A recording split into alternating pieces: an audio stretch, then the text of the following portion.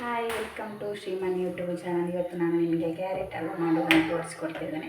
ಅದಕ್ಕೆ ಬೇಕಾದ ಸಾಮಗ್ರಿಗಳು ಏನೆಲ್ಲ ಬೇಕು ಅಂತ ನಾನು ಹೇಳ್ತೇನೆ.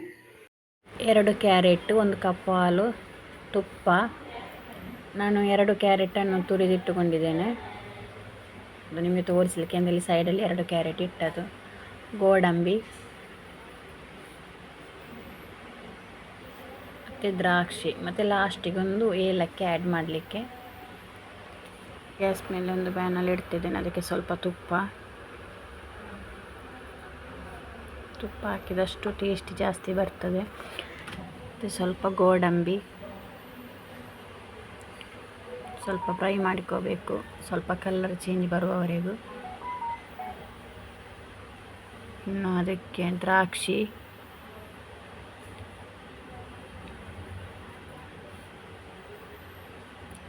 ಹಾಕಿ ಸ್ವಲ್ಪ ಫ್ರೈ ಮಾಡಿ.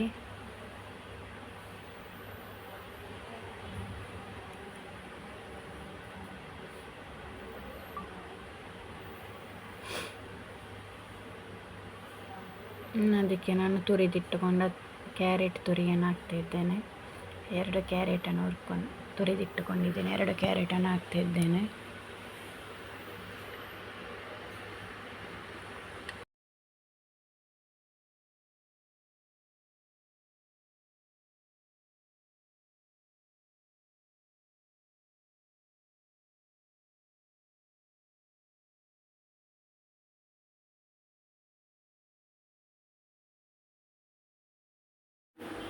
ಫ್ರೈ ಮಾಡ್ತಾ ಇದ್ದೇನೆ.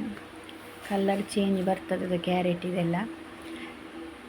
ಇದಕ್ಕೆ ನಾನು 1 ಕಪ್ ಹಾಲು ಆ್ಯಡ್ ಮಾಡ್ತಾ ಇದ್ದೇನೆ.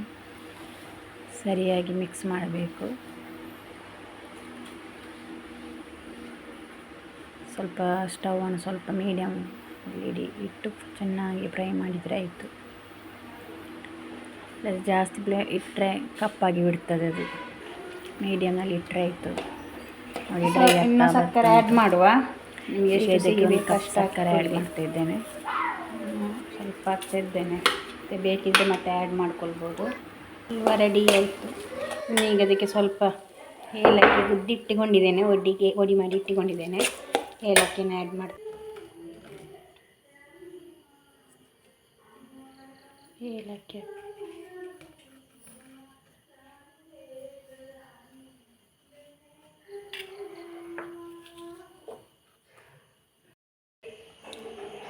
ಕ್ಯಾರೆಟ್ ಹಲ್ವಾ ರೆಡಿ ಆಯಿತು.